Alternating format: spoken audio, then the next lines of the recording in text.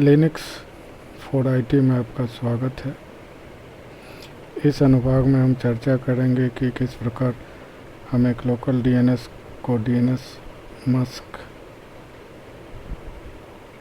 के साथ प्रतिस्थापित कर सकते हैं और इसका प्रयोग हम अपने सबनेट में एक डीएनएस के रूप में कर सकते हैं। यह वीडियो का पहला भाग है।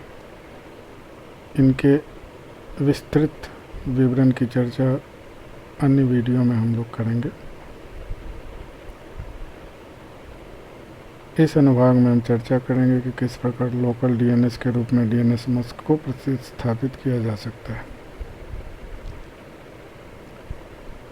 नमस्कार, मैं अजय हूं और आप मेरे साथ लिनक्स फॉर आईटी का यूट्यूब चैनल देख रहे हैं। यदि अभी तक आपने मेरा ये चैनल लाइक और सब्सक्राइब नहीं किया है तो अनुरोध है कि कृपया इसे लाइक और सब्सक्राइब करें, क्योंकि इससे हमें आप तक इस प्रकार के वीडियो को पहुंचाने में मदद मिलती है। धन्यवाद। तो चलिए आरंभ करते हैं। जैसा कि मैं कह ही चुका हूं कि आज हम जानेंगे कि किस प्रकार लोकल डीएनएस के रूप में डीएनएस मास्क को प्रतिस्थापित किया जा सकता है।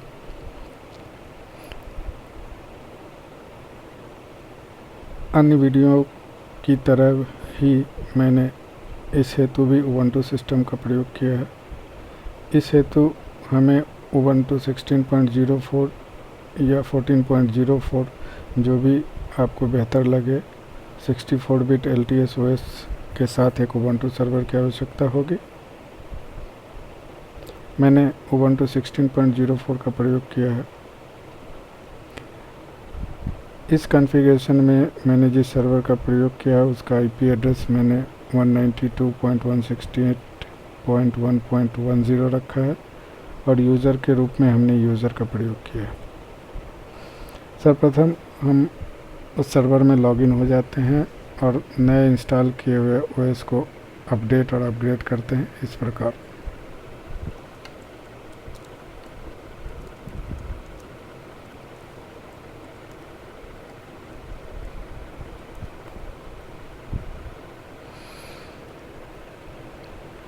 क्योंकि हमने इससे पहले इस IP एड्रेस से कई अनेक सर्वरों को एक्सेस किया, इसलिए यह एरर स्वाभाविक है।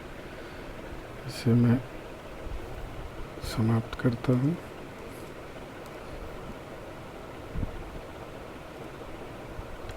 यस,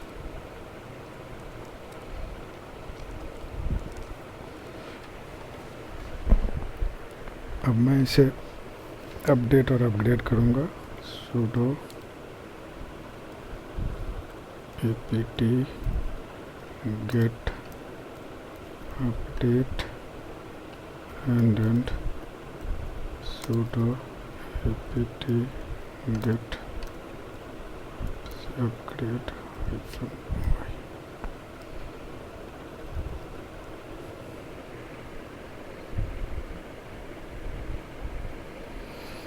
क्योंकि मैंने इसे पहले से अपडेट और अपग्रेड कर रखा था, अतः बहुत कम समय में यह अपडेट और अपग्रेड हो गया। अब इसमें डीएनएस मास्क को प्रतिस्थापित करते हैं इस प्रकार। sudo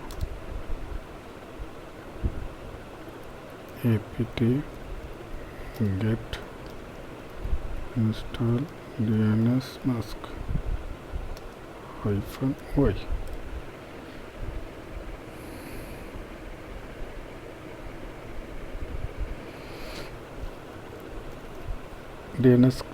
डीएनएस मास्क का डेबियन पैकेज इंस्टॉल हो चुका है।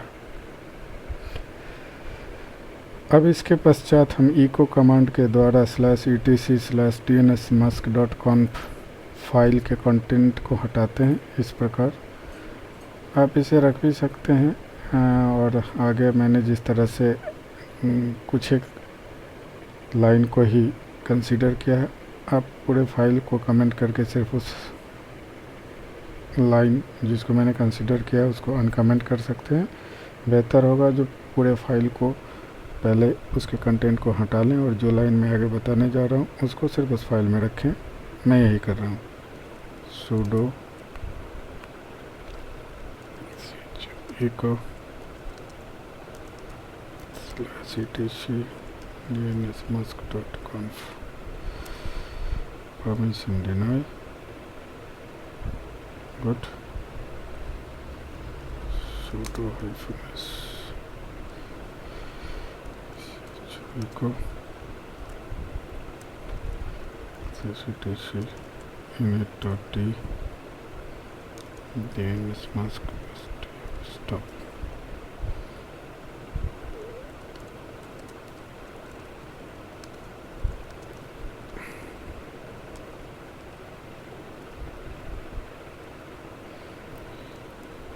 इस तरह से हमने इसे अब इस फाइल को VIM एडिटर की सहायता से एडिट करेंगे और इसे इस प्रकार संपादित करेंगे sudo vim/etc dnsmask.conf insert mode में, और इसमें बस केवल और केवल इतने लाइन को ही कंसीडर करना है। पहला लाइन जो रिजॉल्व फाइल दिखा रहा है या dnsmask को बताता है कि DNS के लिए उसे किस फाइल को सर्च करना है, और वो हमने डिफाइन किया है /etc/dnsmask-dns.conf। अभी हम इस फाइल का निर्माण करेंगे। दूसरा है इंटरफेस। इंटरफेस जानने के लिए आपका इंटरफेस क्या है वो if config कमांड से जाना जा सकता है। if config, और हमारा इंटरफेस दिखा रहा है ENS3। इस तरह से आप जान सकते हैं जो हमारा इंटरफेस क्या है और उसे वहाँ संपादित करना होगा। लिसन एड्रेस में आप अपने लोकल होस्ट 127.0.0.1 और ENS3 का IP एड्रेस 1.010 डालना है। अगले वीडियो में जब हम DHCP की चर्चा करेंगे उसमें ये काम उसमें हम विस्तार से बताएंगे। अभी हमने DHCP रेंज जो निर्धारित किया है वो 192.168.10.50 से लेकर 192.168.10.150 तक है, और जिसका रिलीज टाइम 12 आवर्स। अब इस फाइल को हम लोग सेव करेंगे। हमने सेव किया। इसके पश्चात अभी जो हमने रिजॉल्व फाइल बताया है dnsmask को, उसका निर्माण करेंगे, और वो इस प्रकार करेंगे।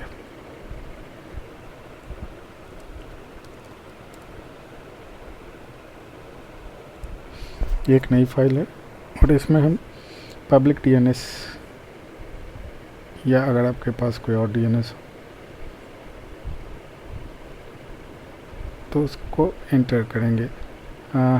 पहला 3 एंट्री जो है वो सर्वर मान्य होता है। अगर ये 3 एंट्री काम नहीं करे तब चौथा और 5वां या अन्य से भी काम करेंगे, मैं कभी को कंसीडर करेगा ये सर्वर। नॉर्मली पहला 3 लाइन ही कार्य करता है, जो कि यह है। पहला DNS गूगल का है, उसके बाद अन्य पब्लिक DNS है। इस फाइल को हम लोग सेव करेंगे। अब बाय डिफ़ॉल्ट जो ubuntu का रिजॉल्व फाइल होता है वो होता है /etc/resolve.conf। अब हम VIM एडिटर की सहायता से इस फाइल को संपादित करेंगे इस प्रकार से।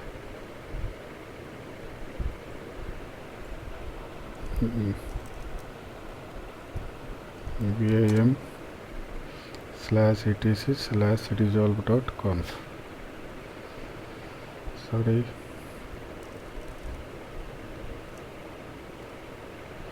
और अभी जो नेम सर्वर हमारा दिखा रहा है 8.8.8.8, इसे हटा के 127 लोकल होस्ट डालेंगे। लोकल होस्ट IP 127.0.0.1 डालेंगे और इस फाइल को सेव कर लेंगे।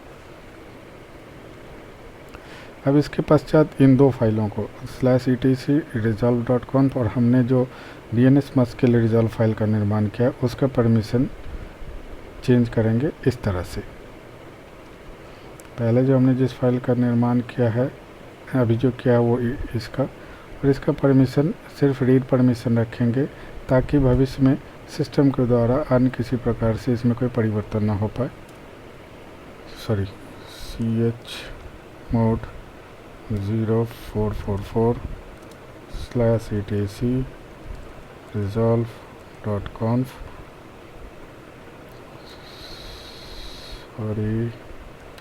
sudo chmod 0444/etc dns.conf और हमने दोनों फाइल का परमिशन रीड परमिशन रखा है और हमने चेंज कर लिया है। अब अगला काम जो हम करने जा रहे हैं वो /etc dhcp client.conf फाइल को vim एडिटर की सहायता से खोलेंगे। sudo vim और इस फाइल में प्रीपेंड नाम से शुरू होने वाले लाइन को ढूंढेंगे जो कि संभवतः यहाँ कहीं होगा और ये लगभग 25वां लाइन है और इसे अनकमेंट कर देंगे। ये वो लाइन है और फिर इस फाइल को सेव कर लेंगे। हमने किया। अब DNSMusk सर्वर को रिस्टार्ट करेंगे इस प्रकार से। सामान्य DNSMusk कॉन्फ़िगरेशन इस तरह से पूरा होता है। अब हम इसको रिस्टार्ट करेंगे और ये रिस्टार्ट हो चुका है। इसके पश्चात हम जानेंगे कि हमारा DNSMusk काम कर रहा है अथवा नहीं। इसे 3 तरीके से जान सकते हैं। अगले 2 कमांड हमें बताएंगे ये सर्वर काम कर रहा है अथवा नहीं कर रहा है। उसके अलावा आप अपने इस नेटवर्क में अन्य किसी सर्वर का DNS अपने सर्वर का IP डाल के देख सकते हैं कि काम कर रहा है कि नहीं कर रहा है।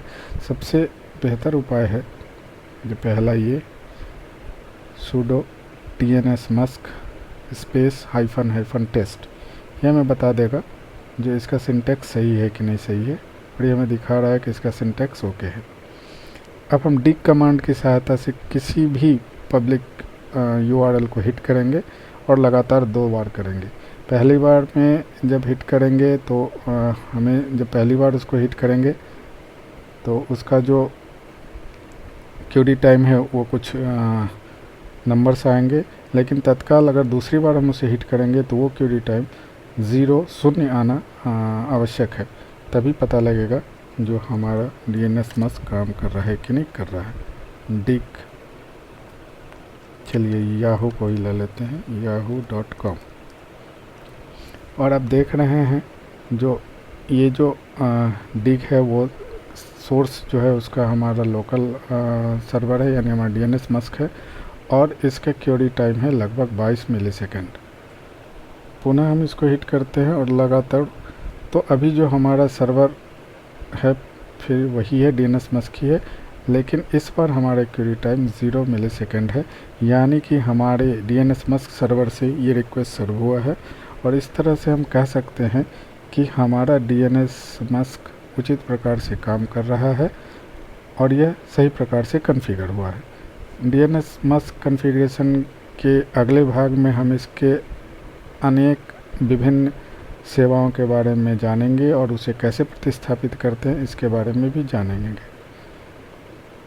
अगर आपका कोई सुझाव, राय या प्रतिक्रिया हो तो आप नीचे कमेंट बॉक्स में कमेंट कर सकते हैं या हमें हमारे मेल आईडी के द्वारा हमसे संपर्क कर सकते हैं। धन्यवाद। Thank you.